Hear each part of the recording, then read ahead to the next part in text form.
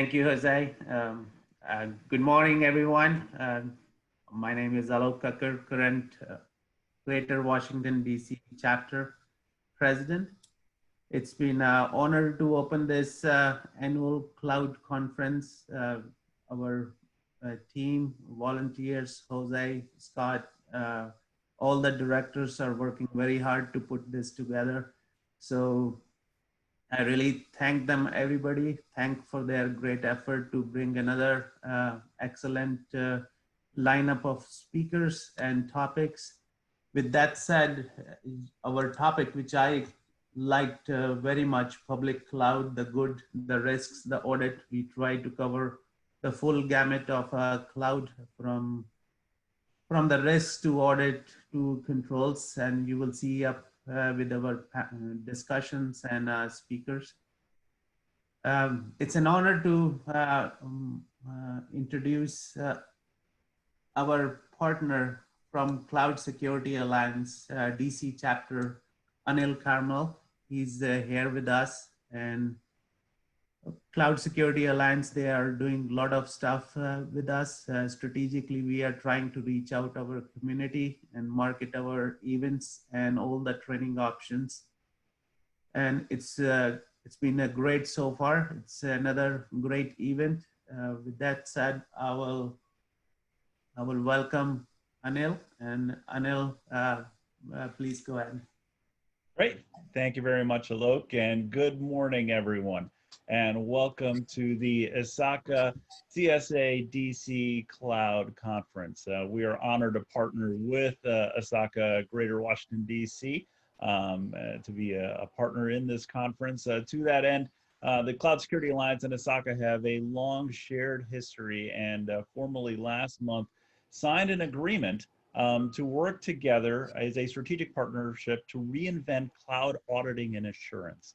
So to that end, ISACA and Cloud Security Alliance Global are working together to create this new certificate of cloud auditing knowledge as equal partners to help change the conversation around how we secure and audit cloud. So more to come on that front. There's more from both ISACA Global and CSA Global, which we as individual chapters will certainly reach out and provide educationally to our local community. So we're honored to partner here locally within our Greater Washington, DC metro area. And we've got a great lineup of speakers, as Alok has mentioned. So we certainly do look forward to a fantastic event, and we are very glad you all are here. So without further ado, I will turn it over to Scott. Great. Thanks, Anil. Yes, a wonderful partnership, and thank you to CSA for helping us put this all together. So let's go right in. Let's take a look at our agenda. Again, the name of the conference is Public Cloud, the good, the risks, and the audit. So we'll be in three sections. The good will be addressed by Matt Soseman from Microsoft. He'll cover why we're losing the cybersecurity battle, the cyber battle, and how embracing the cloud will help address that. The risks will be a combined panel of CSA and ISACA. We're going to look at the paper put out by CSA, the top threats to cloud computing, the egregious 11. And we'll finish up on the third session with audit with Lauren Schwartz, who is with Cotton & Company, a partner, and we'll be covering auditing the cloud. Okay, so now at this time, I'd like to turn over to Matt. Matt is going to be talking about, again, the good. Matt Soseman is with Microsoft. He's a senior security architect. He's been in the cybersecurity space for 20 years. He'll talk about the advantages of going to the cloud with respect to security, audit, and risk management. There will be, you can ask questions on the chat. We're going to hold to the end before they're answered unless Matt chooses to go during the conversation. And most importantly, he's been joining us from the West Coast. So Matt, thank you so much for getting up early, and welcome. Thank you so much for having me, guys. Really appreciate it. All right. Well, good morning, everyone. Really happy to be here. Really excited to be here. This has been a work in progress for a while, and just really excited to talk to you all. I have some great content I want to share with you, and just looking forward to the conversation. So, my name is Matt Soseman. I'm a senior security architect at Microsoft. I work in our partner organizations. I help our Microsoft partners and their customers basically leverage around 120 security products that Microsoft has to offer to help them raise their security posture and lower their risk. And I've been in this role for a few years now, and as Scott mentioned, I've been doing this for almost 20 years now. So I've got a lot of war stories I'll share with you as we go through this. But again, really excited to be here. I am watching the IM window or the chat window on the other monitor. So if you have comments and things, feel free to toss them in there. And as we go throughout this, I'll see if I can address those. And of course, we'll have time at the end to cover those. So I put this together because there's a lot of advantages of going to the cloud. And 5 years ago, maybe even 10 years ago, we started hearing from customers that, look, I can't go to the cloud because of security, right? Cloud's not secure, it's not compliant, I don't know where my data is, name the reason. And now we're hearing exactly the opposite. We're hearing the opposite of, I have to go to the cloud because of security. And that's happening across small business, to government contractors, to even the federal government, the DoD, and large enterprise. We're hearing it all over the place. And so what that really means is that, embracing the cloud can actually help you be more secure, believe it or not. I'll talk about how it can help you with compliance. It's not going to make you compliant, but it can certainly help. And really, it's going to help you modernize, and you'll actually have a business outcome coming out of it. And that's really what matters. I mean, look, I'm a security guy. I care about security. But ultimately, it's about impacting the business or impacting the organization, right? Raising the stock price, gaining new customers. If you're a government agency, serving the people. Security is just a way to get there. And I think that's the lens that we need to look at this through when we start talking about cybersecurity and the cloud. So just to kind of take you a step back in time, and I want you to think about when you first started in your career, whether it was in IT or if you were doing something else before IT. For me, about 20 years ago, my very first job, I was in a building, in an office building, huge office building in downtown Kansas City. And I was at a workstation, a very old workstation, today's standards. And I was connected to the company's intranet. I was connected to their physical network in their physical building. And I was connecting to applications and data behind a firewall in a data center that was on the other side of the city. And back then, that was normal. And it was normal because all of my assets were in this data center, and they were protected by firewalls and network security. And we had this perimeter. We had this moat around our castle.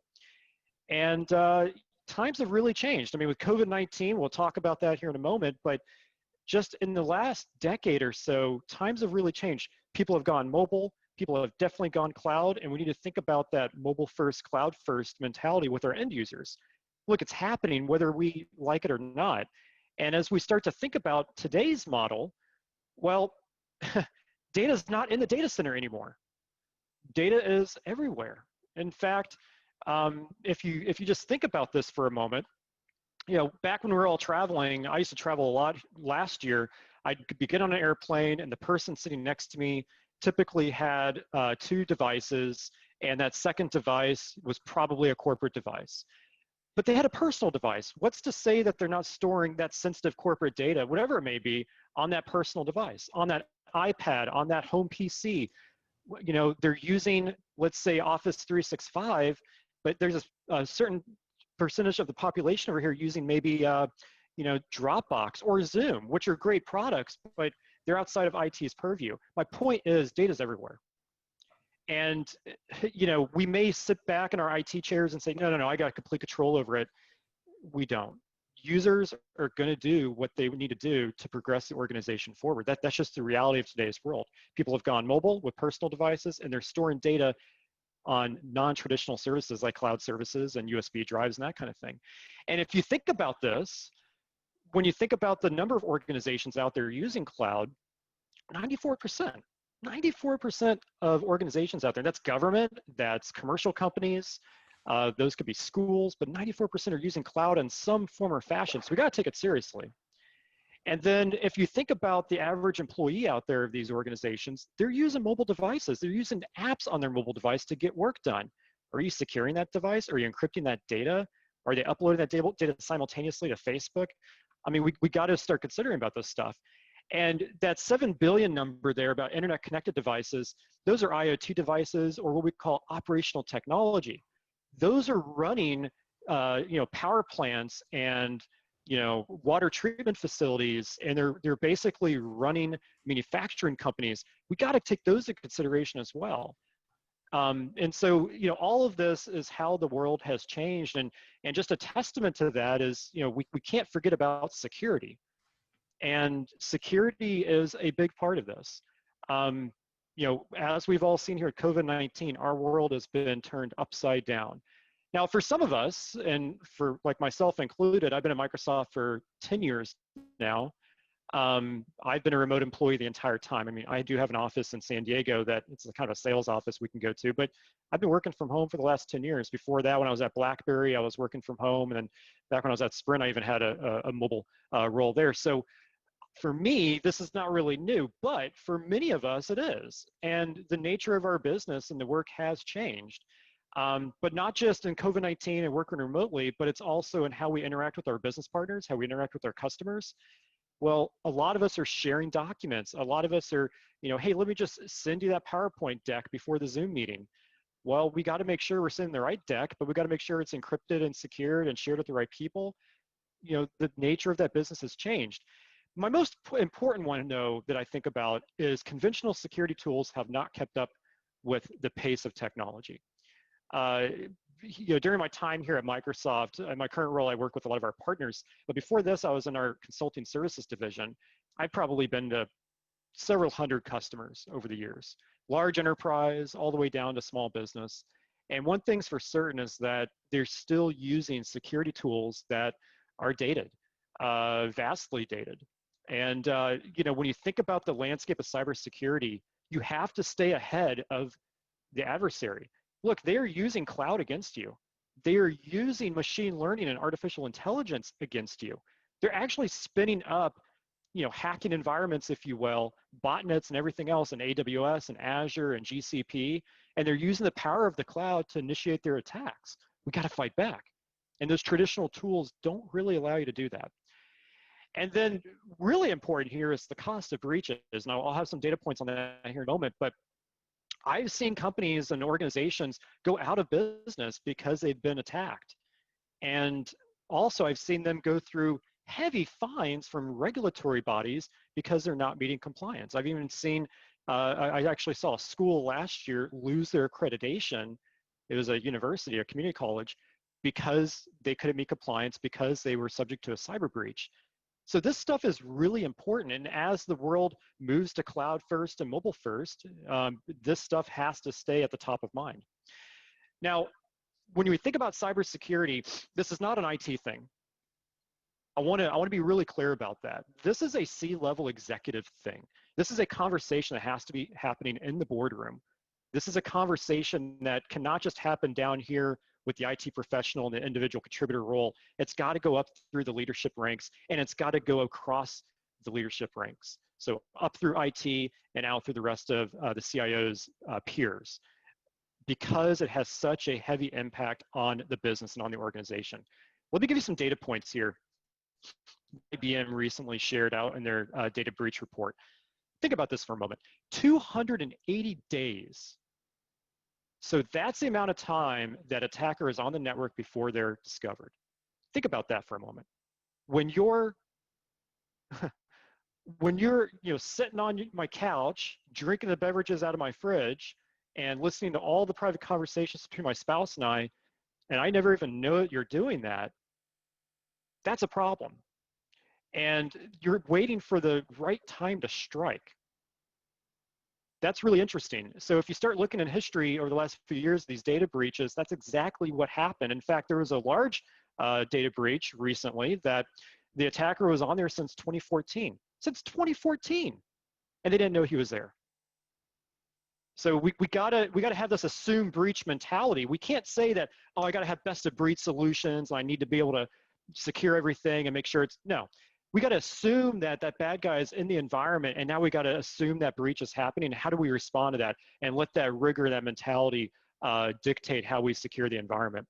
But the average cost of a data breach, according to IBM here, is 3.9 million. And that's just the average cost. Again, that's huge. But really, what's the unknown cost here of you losing customers, government fines, and even your reputation in the public eye? That's the true cost. And so cybersecurity has to be an executive level issue that needs to be dealt with. And I'll provide a copy of my slide deck, by the way, to Scott and the team, and they'll make it available through download, so not a problem. And I'm just kind of watching the IM window here. So when we think about today's challenges and kind of where we're at now, is a couple things, and I've already kind of hinted at this, but this ever-expanding digital estate. As I mentioned, users are using cloud services, they're using personal devices, they're using IoT devices, manufacturing companies, and that operational technology that I talked about. So the amount of assets that we need to protect is no longer just this physical desktop or laptop. It's a lot more, which means we have to change our perspective on it. And by the way, all of these solutions that we have in our IT environment, whether it's productivity tools or it's security tools, it's too much. And as we know with security, security's best friend is complexity. Because the more complex something is, the less secure it's going to be. And so we need to make sure that we manage our security vendors and our just IT vendors at large and make sure that we are doing the right things. We're not just buying products to put them in. Are they really contributing to the bottom line and my ROI and my TCO, but also what's the complexity look like and how am I managing that? Because it's going to increase your attack surface, absolutely. Thinking about that agent that you deploy on that user's desktop of that computer as an example, that has its own attack surface. So we got to make sure we think about this stuff. And then the cost of all of this. Those are increasing as well. Cloud services, security for cloud services, productivity tools, devices, everything is increasing in the cost to operate and maintain beyond that initial purchase. And those are considerations. So it's how do you do more with less and how do you stay ahead of the game? And when it comes to security, that's really the challenges that we're up against today. So you may laugh a little bit at this, but this is what we're seeing out there, that best of breed model is broken. Now, there's a lot of great security products out there in the market, absolutely, right? However, when you start to really dig into it, they're not integrated with each other. And because they're not integrated with each other, it requires specialized skill, which means I got to pay that talent. I got to get training for that talent. I got to get certification for that talent. And then because they're not integrated and because they're a standalone product, it's too many alerts. You get alert fatigue. All of this data is coming in, but we're only human. We can't analyze all of this. Even if you have a SIM and analytical software to be able to do this, you still have to have a human behind the wheel there. And that results in gaps in visibility. And so these are really things to consider when you're thinking about how do I secure the cloud, if you will, and how do I help them my compliance journey. I need the right tools. And I don't call them solutions because they're not really solving a problem. All the tools combined together work in the right way. Now that's a solution. That's solving a problem. But these are things we have to think about. We have so many vendors out there in the market that it does become costly, but at the end of the day, you're missing alerts and there's gaps in that visibility. And that's ultimately going to lead to a breach. And so cloud's the answer, but it needs to have a few traits to it. Think about this for a moment. The cloud needs to be end user empowering. At the end of the day, it's about empowering that end user. It's not about security or IT. I mean, it is for us in our roles, but it's really about empowering that end user. If I can enable that accountant in my company to go work from home and be secure and be compliant and have access to the productivity tools to be productive, then my job is done. Now, I need to be able to automatically respond to any kind of cyber threat. As I mentioned before, these attackers are good, right? These aren't that teenager in their parents' basement. I mean, sometimes they are, but oftentimes there are other organizations, large organizations, hacktivist groups, they're even nation states. They're using the cloud against you. You got to be able to respond in seconds, not minutes, not hours, and not days. And if you think about the average cyber threat, it can take days to a week maybe beyond that to actually respond. You got to be able to automatically respond in an instant. And cloud enables you to do that at that scale and at that intelligence level. I mentioned, before end user empowering, but this has to be integrated. It's got to be integrated across all of my software I use on a daily basis as an end user. So as I'm using the Outlook mobile app or Teams or any of my productivity software on my phone or my desktop or wherever, it's got to be integrated with that. It's got to be integrated with my data. It's got to be basically seamless. Otherwise, I'm not going to use it as the end user, and it's not going to do a good job at securing my environment. And you got to make it simple. You got to be able to boil this down and understand that you can't protect everything. That's the main lesson learned I've had basically over the last few years, helping our customers migrate to the cloud and then helping them take advantage of cloud services, is that this mentality happens of, well, I got to be able to protect against everything. You have to take a step back and understand you can't do that. You cannot protect against everything. That's impossible. So again, that mentality is assume breach. Let's assume that somebody's in the network and let's start building our defenses around that. And those blind spots that I talked about before, those gaps in visibility, we got to really think through things and understand that if we deploy that other product over here, or if we do this other thing over there with policy, is that going to lead to any gaps in visibility? Is that going to generate too many alerts? And so we have to have this operational mindset to this as well. And so cloud could be the answer, but it is complex, and so you have to be able to simplify this. Okay, so I get this question all the time. Matt, I migrate to the cloud, but how do I approach security and how do I approach compliance? So let's talk about that for a moment. So with cloud, there's this shared responsibility model that needs to be adopted, right? And the shared responsibility model is understanding that if I'm consuming a cloud service, doesn't matter whose service it is, if I'm consuming a cloud service, that cloud service provider will manage things like the data center, the servers in the data center, those physical assets, the network, some of those things. But I'm still responsible for other things like the data, the identities of those users, the policies that I deploy. So there's a shared responsibility model. Just because my data is in the cloud does not mean it's protected and secured, certainly does not mean that it's compliant. And as you think about the different types of cloud services, like infrastructure as a service, to platform as a service, to software as a service, that responsibility model will change. Now, as you can see, probably the best one here is SaaS, and a good example of that is Office 365, where Microsoft manages the physical security, the host infrastructure, networking controls. They manage most of the application and identity controls, but then they do leave a little bit more here for you to own, but you're minimizing that risk profile with SaaS. But this notion of understanding that just because the data's in the cloud and you're consuming that service does not mean it's fully secure and compliant. You still have a job to do. And for a lot of our customers, when we initially moved them to the cloud, and I saw this long ago when I first started at Microsoft, we'd move somebody to Office 365, the IT professionals, and look, I used to be one, and so I probably used to gripe as well about this. They would say, well, there goes my job, right? I'm going to lose my job because we're going to the cloud. Not the case. That cloud service provider is going to keep the lights on, but now it's up to you to make sure it's secured and compliant and make sure that you're progressing those features of the cloud to consume them in your organization. Don't worry about keeping the lights on. Let the cloud service provider do that. And so that shared responsibility model is one thing. The second thing you have to understand in your approach to cybersecurity here with the cloud is understanding the value that you get out of it. And so I put together some charts here that kind of demonstrate this, but that business value that you initially obtain when you deploy a piece of software or even a server that's on premises, that value of that asset depreciates. Just like when I buy a new car, the moment I roll it off the lot, it's going to depreciate. Not only in price, but also in capability, right? Now, if you own a Tesla, that might be different because it's always doing software updates. But going to this notion of software and servers, the moment I deploy that server on premises, the value of it is going to depreciate. The capabilities will start to depreciate over time. Performance is a good example of that.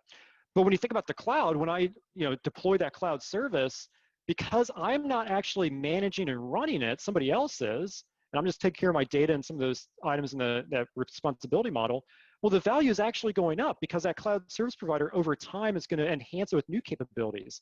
It's going to possibly make it cheaper. It's going to do a lot of different things, make it more secure. And a good example of that is, again, if you think about Microsoft or any other cloud service provider out there, they have monthly releases of their cloud products with updates and patches, but also new capabilities and new features that they roll out. Now, again, we have to take a step back, though, and we got to understand that that end user and the organization, those needs are evolving from a technology perspective. And this cloud-enabled workplace, as I refer to it as, it's no longer me having just one device. I mean, I don't know about all of you, and I'm sure actually you probably might be in the same boat as me. I have a laptop, I have a smartphone, I have a tablet. I actually have another laptop that I sometimes use. So there's multiple devices I have to worry about there from a security perspective because I'm consuming those cloud services. The other thing is, bring your own device, and users bringing their own devices, whether it's a computer or a tablet or a smartphone, into that environment. We have to worry about that. Again, 20 years ago, we didn't have to worry about that. Now we do. And cloud just amplifies that. The other thing here is applications, right? I mentioned Dropbox a moment ago. OneDrive is another example. I mean, pick the cloud storage app. Even Zoom here that we're talking on, and even Teams. We have to be able to understand those users. They're doing the shadow IT thing, and they're using those cloud apps. Maybe unbeknownst to us, how do we solve that problem? How do we make sure we secure those and gain visibility and provide governance to those, or just flat out block them? My approach has to be automated. I can't be going in there and flipping the switch on policies and constantly tuning it. It's got to have this automated approach, but most importantly, it's got to be proactive. I can't just be responding to security threats on a reactive basis. I got to be more proactive. I got to use user analytics and behavioral analytics to see, okay, is that user over here an insider threat based on data they're downloading from that cloud service or some other kind of indicator. And also now with COVID-19, it has to be self-service, right? It's got to be able to, I got to be able to do a self-service password reset. I shouldn't have to call the help desk. If my computer breaks, IT should just be able to ship me a new computer. I turn it on, I type my username and password, and everything gets pushed down. It should be zero touch. Everything about that cloud service and about that technology I'm consuming should be self-service. And that's kind of the power of the cloud here. And when you think about the business outcomes, this is a great slide of some of those business outcomes that this allows you to enable. So let's think about this a little bit more though. I do need to have a different approach to cloud security. Again, you're not going to walk down to the data center and start securing a server. There's a different approach that you need to think about. And that approach is understanding that there's siloed gaps here. So I'm going to get a little tactical on you. I'm not going to go very technical though, I promise.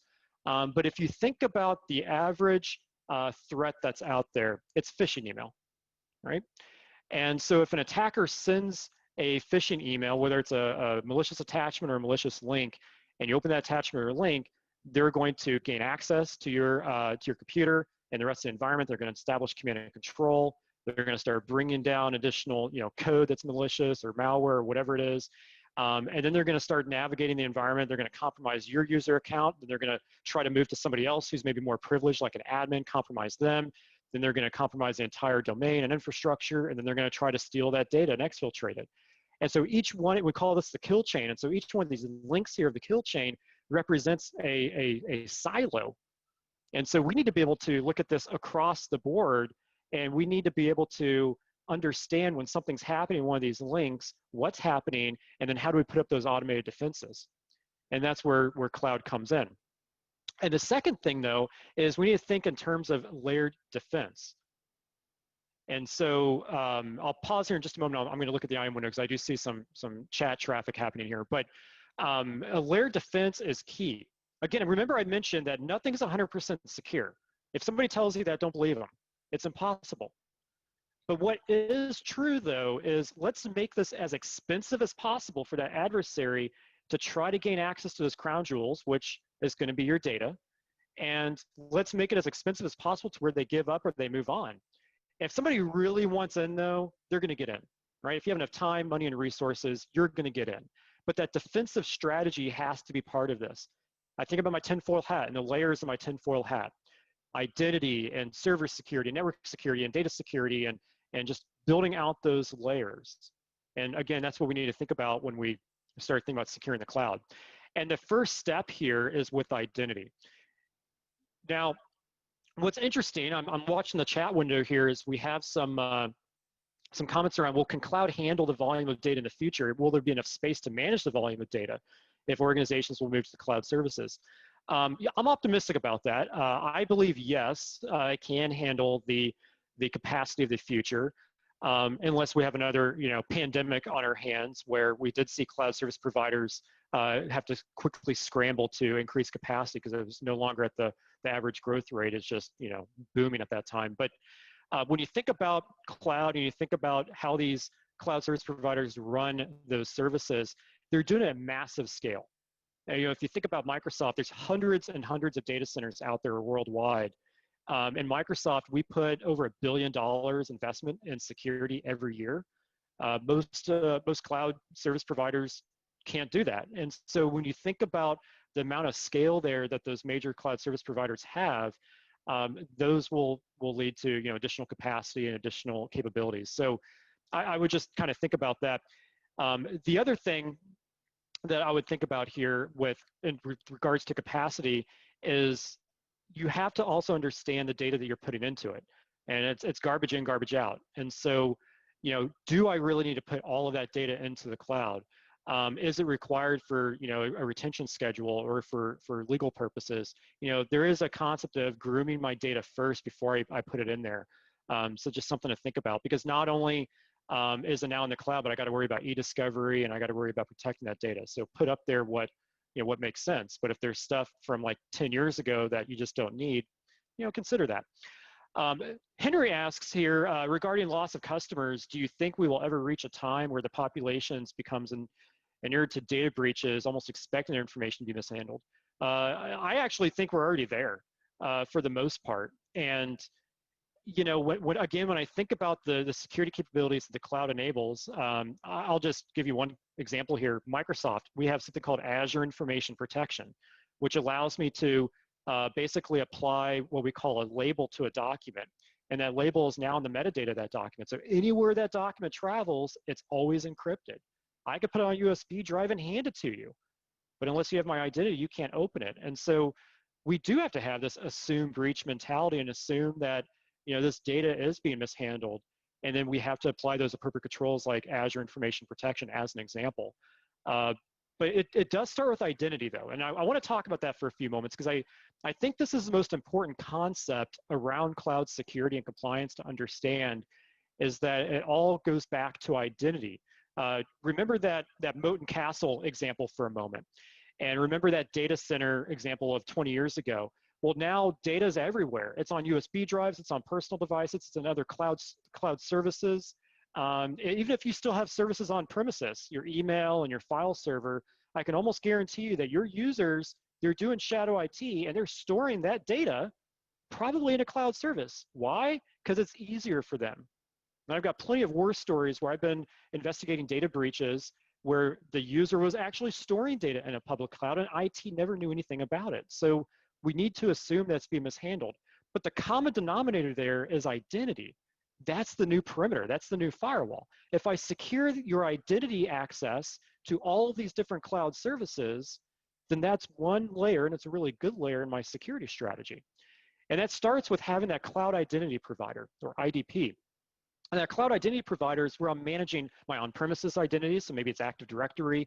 I'm managing provisioning and deprovisioning of users in my HR system. So as you get hired and as you get terminated, those will flow back in and remove your user accounts and disable them.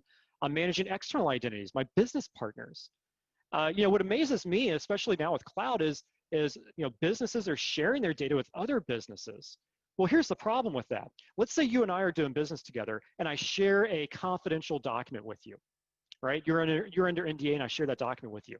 Well, what happens if your business gets hacked? Well, you have that document in your possession. That hacker could possibly get a handle of that document, and now I'm breached as a result. So when we think about doing business together and those business partners and even customers and vendors, I need to think about how do I manage those identities? And then over here on the right side, it's managing access to my SaaS apps. software as a service apps. So Dropbox, Salesforce, even Zoom, Office 365, all of those apps out there, managing access to those using identity. Managing access to cloud-based services, whether it's an AWS or Azure or GCP or Oracle Cloud here, managing access to that, but also my on-premises apps. If I still have those legacy line of business apps, and it's a server over here in the wiring closet, so to speak, that's okay. Let's make sure we manage access to that, and let's make sure that there's one identity for that end user that allows them access to all of this. But if they get hacked and compromised, and that identity gets compromised, maybe through a phishing email, I can shut off that identity and it shuts off access to all these apps. That's the idea. But it's taking that a step further though, and doing something like zero trust, which I'll talk more about here in just a moment. The next thing you need to think about though is enabling that seamless user experience. When I sign in to maybe a portal here and I sign in with my identity, I need to be able to have access to all my apps in one place. And then when I click on that app, it gives me single sign-on capability. I never have to be challenged with a username and password. And it just signs me into that app. So if I want to open up, let's say Dropbox as an example, I maybe log into this web portal, I click on Dropbox, and then just automatically signs me in. So it has to be seamless. I got to think about things like password lists too. And I can go on and on about this, but password lists is huge because with end users, they will write down their password. When you set an expiration, they will just add a second character to the end of the password. It's not very secure. And when you think about the benefits of that, if you get phished through a phishing email campaign, there's no password to steal when you're in a passwordless environment. I mentioned single sign-on. Just to talk about Microsoft products for a moment here. I have a Windows 10 computer. When the stars are aligned here and everything's correctly set up, when I sign into that computer every day with Windows Hello and my facial recognition, and I open up that app like Dropbox, it's going to automatically sign me in. I will never be prompted. And in fact, in my own experience here at Microsoft, I don't even know my password. I'm in a passwordless configuration, and everything is single sign-on enabled through a portal like this. And then that self-service capability I talked about before. Now, let me go deep here for just a moment on zero trust. Now, this is a buzzword out in the industry there, but the concept of zero trust is verify every access attempt, right? It was a Reagan that said trust but verify. That's exactly what we want to do here.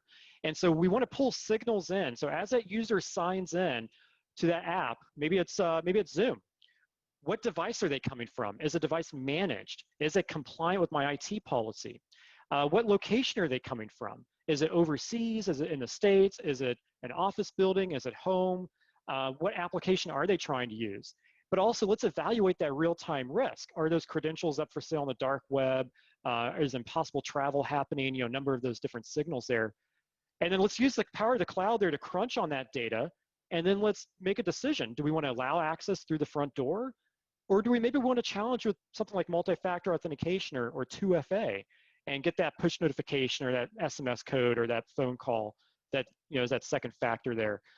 Maybe just limit your access. Hey, maybe you're my business partner, maybe you're my vendor, and I'm allowing you access to a SharePoint site. Well, I can make it so that in SharePoint you can access it, but you can't download any data. And then I can watch all of your activity. I can audit that for compliance. And we'll talk more about auditing here in just a moment. So I could do a number of different things. And again, applying that to my SaaS apps, my on-premises apps, my data, remember that Word document I talked about before, being able to send that Word document. When you log into that Word document, we could apply that zero trust approach to it.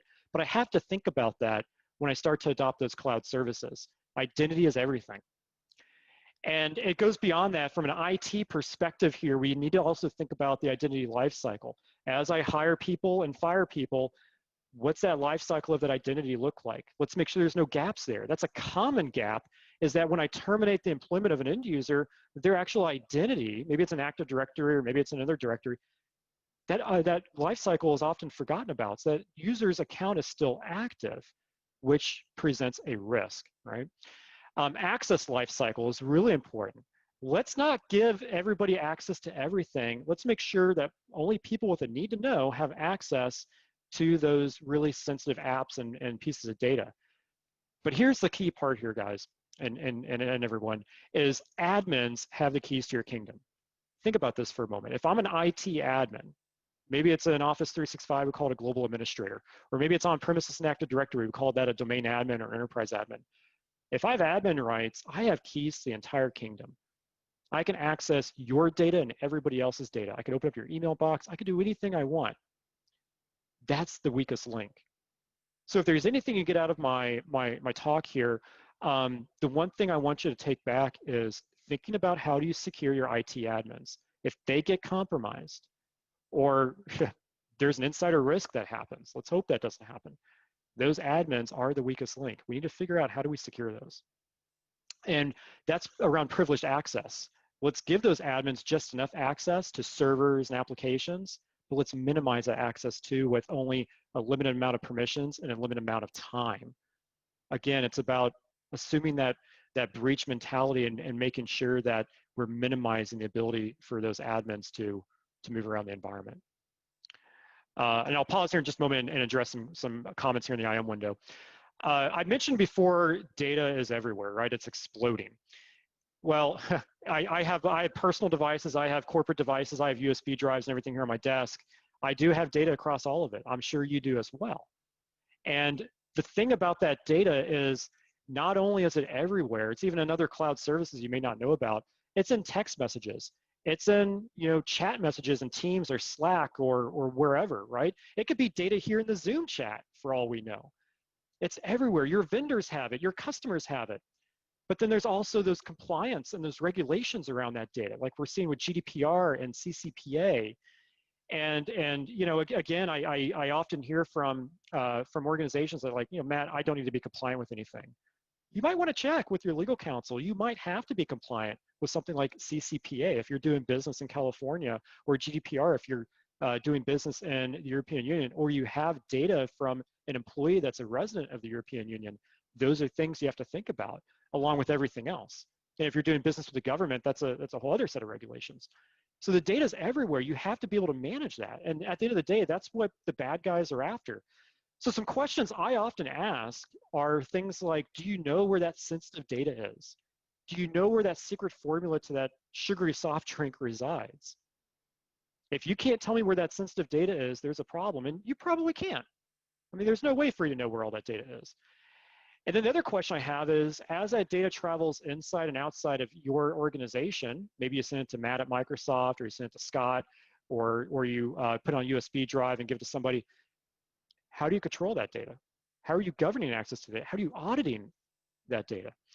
And then are you actually using some kind of a solution here, a tool to automatically apply classification to that data? And then based on the type of classification, take the government model, secret, top secret, based on the classification there of that data, how are you protecting it? How are you encrypting it? And so those are all things you want to think about. And when it comes to managing the governance here of the data, we really need to think about knowing what data we have. Again, assuming that this data is going to travel anywhere, we have to know what data we have. And that's about discovering that data and understanding, okay, do we have PII? Do we have PCI data? Do we have PHI data? Do we have government data that might be restricted? Do we have intellectual property? Where is that data located? Let's do a formal discovery on that. Is it on file servers or cloud services or people's devices? And then governing access to that data, and guess how we're going to do that? Through identity. And then protecting that data, encrypting it, so no matter where it lives, that encryption travels with it, but also applying visual markings to it. So if the data contains, let's say, intellectual property of yours, as an example, it's got, restricted as a watermark printed across the document there, or it's got in big red bold lettering at the header of the document, this is a sensitive document, and applying those visual markings. And the most important part, though, is that it has to be seamless to the end user. You can't be relying on the end user to manually classify this data. I mean, you could, but then you got to train them, and there's all sorts of gaps there. So you got to be able to leverage those cloud services out there to be able to automatically discover your data, protect your data, and govern access to the data. And it's got to be integrated, right? It's got to be seamless. And so things to think about. So I'm going to pause for just a moment. I'm going to check the chat window. I know we have a lot of great conversation happening here. This is great. One thing I want to bring up that I didn't before, and I see a question here around this, is around split tunneling. When I think about VPN, I have a lot of personal opinions on VPN, but one of the things I do think about though is VPN can be easily compromised. And so, whether I'm doing split tunneling or I'm sending everything through a VPN tunnel, I still need to think about the other layers in my security hat, in my tinfoil hat. So I need to think about the identity layer. I need to think about the data protection layer like we're talking about here, in addition to that VPN layer. So that's kind of one thing I think about. The second thing I think about with VPN is it's not always possible. Here's a great story, COVID-19. I got brought in to a law firm here in Southern California with one of our Microsoft partners. That law firm had about 150 users, so they're kind of small, but they had to send everybody home. And they were very, I don't want to say old school, but they still use desktop computers on everybody's desk. Nobody actually had a laptop, believe it or not. In today's day and age, I know it's hard to realize that, but they didn't have a laptop. And so managing everybody working from home was a really big deal. And so at that point, how do you install a VPN client on personal devices at scale like that to 150 users, right? How do I then manage updates to that VPN client? How do I get you the credentials? I mean, that becomes a science project. And again, for that customer, they didn't even have any cloud services. And so the reason why we got brought in was to help them get to the cloud so we could do some of the things we're talking about here and do it rapidly to get them up and running. Another comment here in the IM window that I saw here is regarding cost of loss to customers. Yeah, expecting that information will be mishandled. Okay, so I already covered that. But going back to that though, the mishandling of information. Check out this slide I'm showing you. If the data is encrypted and it's protected, does it really matter if it gets in the wrong hands? I think that's up for debate. If you protect that data, let's say using AES-256 encryption, it's not impossible to break. It's gonna be pretty expensive to break. And so that's one thing to think about is let's adopt this mindset of, the data could be anywhere. Let's just protect it because we're not going to be able to control where it goes. You might think that you could control users from uploading data to cloud services and put on personal devices. We could put as many security layers in place for that. It's still going to happen.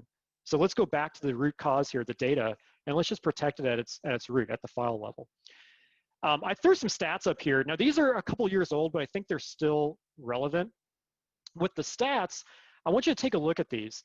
88% of organizations no longer have confidence to detect and prevent loss of sensitive data. I think that's really interesting. The other part here, though, is corporate data is dark. It's not classified. Again, you don't know what you have. And this is where my conversation of you need to talk to legal counsel and you need to understand from a legal perspective and what do you need to keep, what do you not need to keep, what do you need to discover, but not being able to discover that data and not knowing what kind of data you have, that could be a problem. And then when we think about things like regulatory concerns, protecting and governing that data is a huge concern. And you could be fined, you could be barred from doing business with that organization if you don't comply with that. And so those are things we have to consider. So again, it starts with classifying that data. It starts with going out and discovering what data you have. And there's all sorts of solutions out there in the market to do this, but the cloud allows you to do this. But when I store that data in the cloud, I got to make sure I understand what it is so I know how to protect it, because it is going to get downloaded. It's going to be shared. You can't stop that. And so you need to be able to have a solution that, and I call this a solution because it's multiple products working together. You need to be able to have a solution that as I type in a credit card number into a Word document, it sees that credit card number and automatically applies a classification to it and encrypts it, automatic. It needs to be integrated with our common tools like Adobe Acrobat and Office. It needs to be having this capability of doing deep scanning, whether it's sifting through data in Box or Dropbox, or it's sifting through data in my file server on premises. We got to be able to scan for that. And then I got to be able to have extensibility enough to where I could say, okay, I could use some keywords, right? But I also need to be able to have like a document fingerprint capability, where if you see this kind of document anywhere, encrypt it and protect it. I need to be able to apply it to sensitive types of information like credit card numbers or social security numbers or whatever it may be. But I got to be able to do this across everything. And again, when I think about cloud services that are out there, a lot of them allow you to do this. So that's the plus side. The downside is that because the data is in the cloud, people will share it. They will download it. They're going to log into Office 365 from a personal device, and they're going to download that data, and then it's gone forever. You got to be able to understand what data you have and then apply protection to it. And this requires a careful, balance here. And when I think about the ability to, secure my data, oftentimes as a security professional, I do think about, well, the more I secure something, the less usable it's going to be. I need to be able to have that balance. I need to be able to secure it, but I also need to allow the user to be productive. And so things like if I try to share a document with you that has sensitive information, and maybe it's from my customer that I'm working with, or maybe it's PII or whatever kind of data it is, it needs to be intelligent enough to maybe block the sharing of that. So it's going to scan the document and say, whoa, whoa, whoa, that has sensitive data in it, and it's going to block the sharing of it. It needs to be able to be intelligent enough that when I type out that email and I say something sensitive in that email, that it sees it and it starts to encrypt that email. But also it needs to be built in so that my end user doesn't even have to think about it. And there's services out there that do that.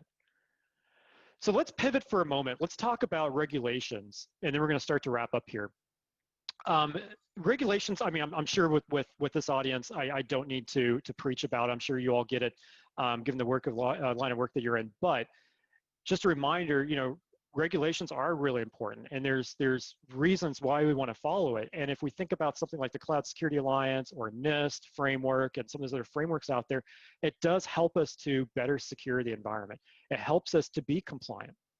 And it's just like being a pilot. When you go fly on the airline and that pilot in the cockpit, he may have 10,000 hours of flight time, but every single time he gets in the cockpit, he's following the pre-flight checklist. These are your pre-flight checklists. Regulations are so important. And as we've seen over the last couple of years, the data regulations out there are increasing. I mean, we have things like NIST 171 and 53, but we have the cybersecurity framework, we have GDPR to worry about, we have CCPA, we've got FedRAMP, we've got CSA.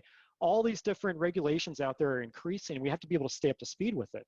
The problem becomes, though, for you to be able to stay up to speed is a challenge. You can only do so much, and you also have to run a business. So allow the cloud and that cloud service provider to help you with that. And so the compliance capabilities that come out of the cloud are four different buckets, as I like to categorize it. Now, look, if I had everybody here all day, I would go way deeper into this stuff. But to get you kind of thinking about this, data protection baseline. I need to be able to have a baseline in place that at a minimum provides a minimum set of security capabilities for my data, for my systems, and so on and so forth, and even for how the cloud is leveraged. So if you're using Office 365 as an example, what's that baseline, security baseline in Office 365 that you're using? IT risk management, being able to assess and monitor risk across cloud services. I'll talk more about that here in just a moment. Regulatory compliance, something that these cloud service providers are really, really good at is staying up to speed with the regulations. Even if you take Microsoft, I mean, there's hundreds, if not thousands of people at Microsoft. Their day job is to stay up to speed with these regulations and making sure our cloud services are staying up to speed with those, and then making sure we give you the tools that you need to stay up to speed with those. So that's what I meant before, that it's challenging for you to stay up to speed because you do have a day job and a business to run. That cloud service provider, that's where that shared responsibility model comes in. They can help you with that. But auditing and control assessments, yes, you can audit the cloud. And if you take something like Azure or Office 365, for example, because that's what I know and understand, there's so many different controls in place. There's thousands that you can put in place with this cloud services. But there's also auditing capability. I can pull logs from the cloud. I can pull access logs. I could pull logs of that Word document I talked about that I sent to you. I could pull logs on when you share it and when you view it and when you access it. It's auditable, which means you can retain that data, which means if you do get breached or you get audited by a regulatory auditor, you can go back in time and pull up that data. So it's all there. But the most important part here that really keeps me up at night, and I do stay up at night about this stuff because I think a lot about insider risk. And that is the main risk that a lot of organizations out there today have. And that insider risk is not always that nefarious employee. It's things like data spillage. We're only human. It's going to happen. Well, how do we protect that data so no matter where it goes, it's always encrypted and secured? But how do I think about some of these other things here where maybe an employee puts in their 2 weeks notice and they download all the data from those cloud apps and those cloud services? We need to be able to effectively evaluate that. And that could be challenging. And we can see here from the stats that that is a problem out there in the world. But the cloud enables you to do that discovery. Again, you think about the massive scale of the cloud and the tools that are available, like e-discovery and just data discovery. You could also leverage tools that have artificial intelligence and machine learning that's actually monitoring every move of that user. So in the Microsoft world, we have something called insider risk management. And whenever that user gets provisioned, we're building a profile on that user. So no matter what they do across Office 365, heck, it can even be across Zoom or Dropbox or any other cloud app, we're building a profile. Are they downloading data? Are they uploading data? What are they looking at? So on and so forth. And then based on that profile, we're looking for anomalous activity. And that's really important because not only if they're just at that insider risk, but also if that user gets compromised, we want to be able to look for that anomalous activity and then take action. The cloud enables you to do that because it's able to do this at scale. I'm not buying a server that does this. I didn't have to keep up with that server, maintain it, and all those things. I'm subscribing to a cloud service that allows me to do that. And so just things to think about. All right, I have a few more slides here, and then we'll start to wrap up and do some questions here. Okay, so great question, the IM window, actually. I just happened to spot this. What are examples of anomalous activity to look for? Let me give you a couple of examples. Mass download. I'm getting ready to go to your competitor. So right now I work for you. I'm getting ready to go to your competitor. I'm going to download all the data I can on your customers, on those contracts, if you're a consulting firm, your intellectual property, whatever that data may be. I'm going to download all of it. I'm going to take it with me to my next employer. That's anomalous activity, because that's not normal. It's not normal for a user to download tons of data. And so we can put controls in place to be able to look for that and then stop it. Another indicator of anomalous activity is a chain of events. So I put in my 2 weeks notice. I message Scott and say, hey, Scott, you want to come with me? That's logged. And then I message somebody else and say, hey, can you send me that document that's super sensitive? So this chain of events starts happening because I put in my 2 weeks notice. That's anomalous activity. So just thinking about the user behavior and being able to discover that user behavior is critical. Okay. A big concern I have about organizations when they do migrate to the cloud is the ability to do configuration management. There's so many controls out there. It doesn't matter what cloud service you're in or using. There's so many security controls out there and other controls. And even in Zoom here, there's a lot of controls. You need to make sure you understand those controls and you need to make sure you have that baseline and it's documented. I do see insecure configurations, and I'll talk more about that here in a moment. I see that a lot.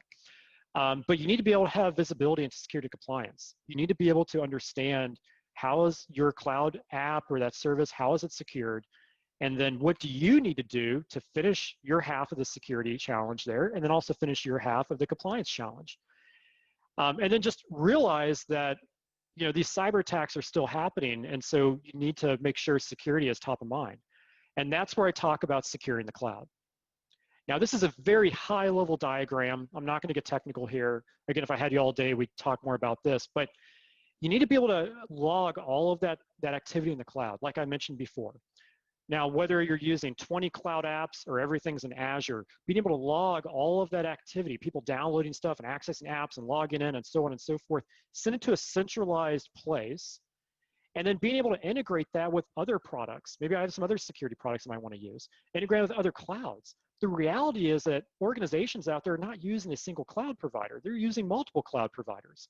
So I need that system, and we call it a security incident event management tool, that SIM tool. I need to be able to monitor all of those cloud environments and all the activity in those cloud environments, in addition to anything that might be on premises, like firewalls and networks and that kind of thing.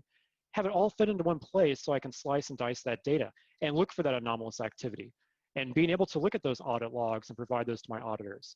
So I need to be able to have access to that data. The data's there. Getting access to it is often a challenge because you don't know where to go, or you don't know what kind of logging level to set. So it can be a challenge, but the data is there. And these cloud service providers, over the years, they've opened it up a lot. Even Microsoft, when we launched Office 365 more than a decade ago, and even Azure, the capabilities back then were almost nothing compared to the capabilities now. But when I think about auditing and security and logging and that kind of thing, it's grown drastically. And I'm sure the other cloud service providers are in the same boat. So you got to make sure you have access to that data. But once you get access to the data, you're not done there. You need to have somebody behind the wheel of that. looking for alerts, looking for anomalous activity. That's a challenge because you only have so many people. They have day jobs too, and they have to run the business. Does that mean you hire an outsourced firm that maybe does security monitoring? Does that mean you do it? What does that mean? But you have to have somebody behind the wheel of it. If the data's coming in, that's great. But if nobody's looking at it, that's a problem. But that's where I go back to the cloud. Let machine learning and artificial intelligence automatically sift through that data and let it surface that signal from the noise and show you what's really actionable. So maybe that's an option as well. But things to think about when you're trying to secure the cloud. The other thing here is protecting those assets. Now, I think of an asset as anything from a document or an email to my iPhone here that's managed by a cloud service, or to a cloud app like Dropbox. It could be a virtual machine though, maybe in Azure or AWS. So those assets I need to be able to protect. Now it starts with identity, as I mentioned before, and then classifying that data. But you need to be able to monitor those assets. Who's accessing them? What are they doing in those assets? A common threat I've been seeing out there the last few years is when people move to the cloud, they move virtual machines up to the cloud, servers up to the cloud, those servers become compromised. But they become compromised with coin miner software. So think about Bitcoin and cryptocurrency. I once saw an attack where we had a customer that, let's say they're spending $1,000 a month in their cloud services, all of a sudden it shot up to $50,000. That's not normal. And as you started doing the investigation, you started to see strange software installed in these servers. And when you looked at that strange software, it was mining Bitcoin behind the scenes. I've seen a lot of that over the last few years, and that's really hard to detect. So you need to be able to detect stuff like that. And the other thing here is you need to be able to detect that across multiple cloud services. I mean, if you're using Azure and AWS and Zoom and Dropbox, you need to be able to do that across all of these services. And the way you do that is through what we call a cloud security broker.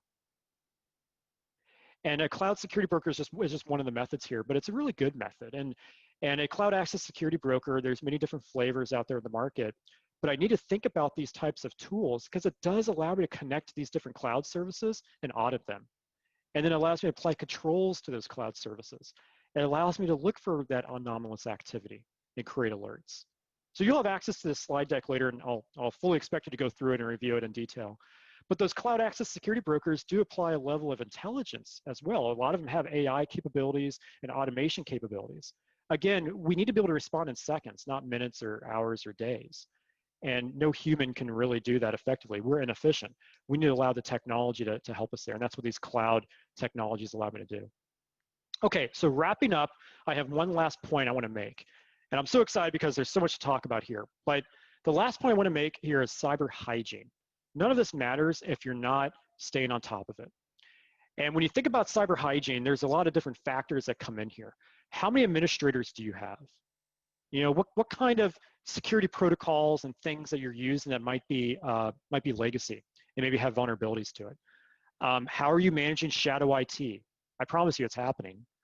Are you using things like multi-factor authentication? And how are you protecting your data and your use? I mean, all these different things come to place. And when you think about the breaches out there, and this was done by a study by the Internet Society group back in 2017, when you think about the breaches out there, 93% of them could have been stopped had that organization just had good hygiene. I mean, how often do we see where things get provisioned and set up, and then that IT person or whoever created that policy left? You don't even know why it's created.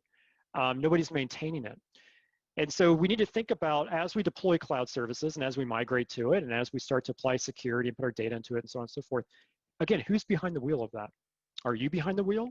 Or is an outsourcer behind the wheel of that? How are you dealing with that? Because you need to be able to manage that security policy and manage all the settings and manage all of the data. And there's just so much there, it can be really difficult. So, not to go totally Microsoft here on you, but the best, in my opinion, the best Microsoft security product that we have, in my opinion, is something called Microsoft Secure Score. And it does exactly this around hygiene. It helps you manage that hygiene. It shows me what my security posture is, what my risk profile is, and it shows me all these recommendations on what to configure and what to set up. And then it allows me to monitor that. So as configuration drift occurs and as new controls get announced and that kind of thing, I could stay up to date with it. And other cloud services have things similar to this, but thinking about how do you manage that hygiene and how do you report on it, that operational cadence is extremely important. And then we also have a product called Compliance Score that does the same thing, but for compliance. It allows me to look at all the compliance controls in that cloud environment and implement the right ones and then manage those and manage the hygiene of those. And it gives me recommendations and it helps me assess my environment continuously as things change. So I need to really think about hygiene. Now I'm talking about, this is assuming things like Office 365 and Azure, but whatever cloud service it is, I need to make sure that I have that hygiene top of mind. If you hire a consulting firm to go out there and deploy that thing for you, and then they leave, who's monitoring it? Who's managing it? Who's gonna, make sure that's staying up to date? It's just like that server in the wiring closet, so to speak. I deploy that server, but I never touch it, I never patch it or anything like that. That could be a problem. And so just like with cloud, I need to make sure I'm on top of that. Okay. I think we have a few minutes left for questions. We got through that here in less than an hour. So with that being said, let's move over to questions. Thanks so much for having me. And thanks for listening there to my, my presentation. Oh, I'm gonna thanks. check the chat window here. Oh, go ahead, sorry. Oh yeah, Matt, excellent presentation. Everyone loves it. Yeah, you've been doing a wonderful job of following the chat. Nicole, are you muted? She might be muted with the No worries. Zoom restrictions. But yes, take a moment to go through. We'll try to give you 10 minutes for Q&A, Yep. and then we'll wrap up at 5 before the hour. Yeah, absolutely. So if anybody has any comments or questions, toss them in the chat window. I'm looking over on my other monitor here, but I noticed a few comments here. The other piece of advice I would give you around cloud is simplification. I kind of hinted at it before. Keep things simple. Whether you want to deploy multiple domains or a single domain, or you want to deploy multiple products or a single product or whatever it may be, keep it simple, because I promise you, if you don't make it simple and later on when a breach does happen, because it will, you need to know how this stuff is set up, number one.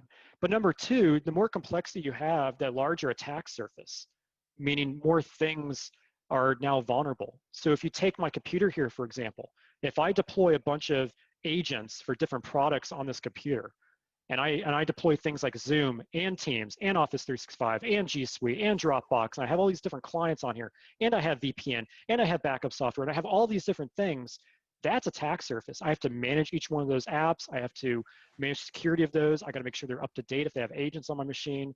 That's an example of attack surface. And so just like with cloud, if I'm using Office 365 over here, but I'm also using these other services from other cloud service providers, that's greater attack surface as well, because I got to manage those just like I do with Office 365. So keep it simple. Checking the chat window here.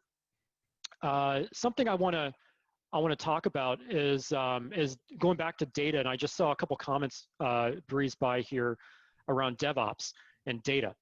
I do have a slide on DevOps. I did not include it in here because it's a little bit of a longer conversation.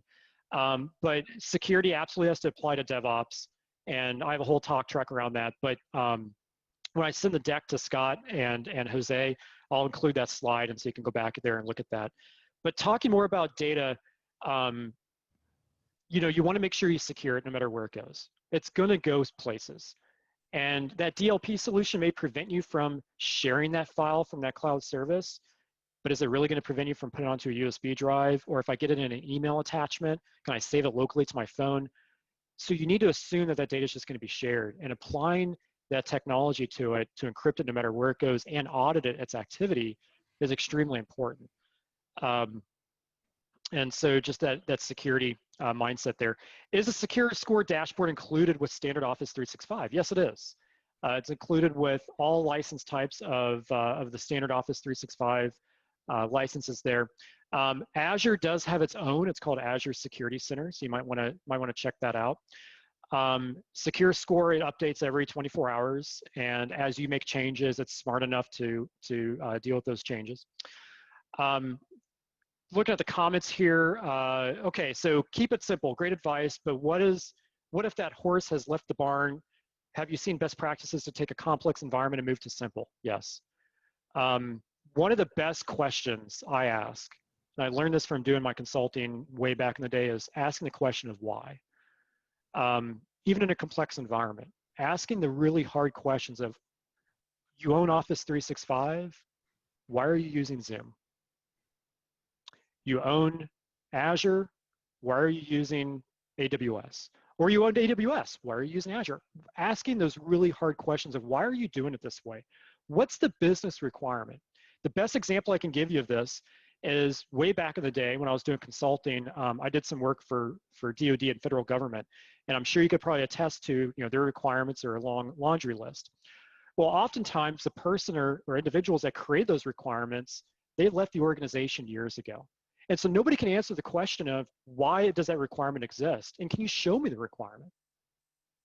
And so just asking those hard questions of why and why is it set up that way, that can help you dig through that complexity and help to make it simple. The second part to that advice, though, is you got to start at the top. This doesn't happen at the individual contributor level. It happens at the executive level. So, something to consider there.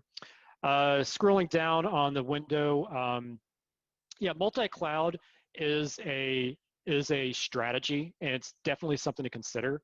Look, there's different mindsets out there. I don't want all my eggs in one basket. I get it. But when you start to put your eggs across multiple baskets, again, that's attack surface. And those are additional things I have to manage risk and security compliance for. So that may actually end up increasing my risk profile by having multiple cloud vendors and providers. I got to be strategic about that. And I really got to make sure I understand that I'm doing the right thing there with that multi-cloud strategy. The other thing that I saw here, just scrolling through it, is I'm seeing a lot of COVID-19 comments here, but I saw something here earlier around identity. You need to make sure that identity is your top priority, honestly. Everything wraps around it. I told you about that Word document, and even in the Microsoft world, we use an Azure information protection product to encrypt documents. Well, when I log into Word, it uses my identity, and that's how it governs access to that document. If I log into Dropbox, that's using my identity, and that dictates what features I have available in Dropbox. So identity is everything. If you don't have a good identity strategy, and you're not doing things like multi-factor authentication and looking for credentials for sale on the dark web and looking for different governance things around identity, that's a great starting point. I would suggest starting there, because that's the perimeter to everything, as we're starting to realize, whether it's devices or it's cloud apps. And the best thing about identity, just to wrap that up, the best thing about identity is it doesn't have to be from one provider. So there is a way there to adopt from multiple cloud providers. So I'll pause there. Was there a question? Oh, Matt, I was just going to say, I loved your, my favorite phrase is access control is the new firewall. Yeah. You nailed it there. You mentioned about job enhance. Some people feel threatened by moving to the cloud. Some might too. Yeah. I would even make the argument, I'm sure you would support me, that it actually enhances your job in that you have to handle the security as well as cost control. Let me share just a really quick story on that. So the year was 2012, 2013. I was a consultant here at Microsoft in our consulting division. I got sent to a large customer. They're a pharmaceutical company, and they were migrating to Office 365. And they had 3 or 4 Exchange admins. And I got to know the customer really well. I was there for a few months. And so we went to dinner all the time. And so one night we went to dinner, and the Exchange guys, other guys, they confided in me at dinner, and they're like, look, we're really worried about our jobs. I'm like, well, why? And they're like, well, we're moving to the cloud. What am I going to do? And so I'm like, guys, please, you'll thank me later, but just don't worry about it. I promise it's going to work out. Well, I caught up with one of them a few years later on LinkedIn. They messaged me just asking how things were going. And I said, hey, let's get on a call. I'd love to catch up with you. He told me that moving to the cloud was the best thing ever for his job. And the reason why was he was no longer driving out to the data center, replacing hard drives and Exchange servers, no longer patching them, no longer trying to worry about keeping the lights on. he said, I was getting to do all the sexy stuff. I was getting to deploy all these cool features. And he's like, my impact with the organization was greater because I wasn't keeping the lights on. So that fear, I think you have to be strategic, right? And you got to really think about it, but I don't think that fear is what we think it is. Cloud does enable you to do more. And the world is going to cloud. And so if you're still, having skills with on-premises software and services and hardware, those are good skills to have, but like everything else in IT, we have to evolve and adapt. And that's just where the world is headed. So yeah, thanks, Scott, for bringing that up. I think that's a great point. It might be a good time here to wrap things up, Matt. Sure. Excellent presentation. I'm sure you saw in the comments, people were thrilled. Hey, you're a rock star. So thanks much. Thank you for having me. You're welcome. We're going to send you a small token of appreciation, a little thank you card. Don't spend it all in one place, but we hope you enjoy it. But thanks again for your time. I appreciate it and wish you the best.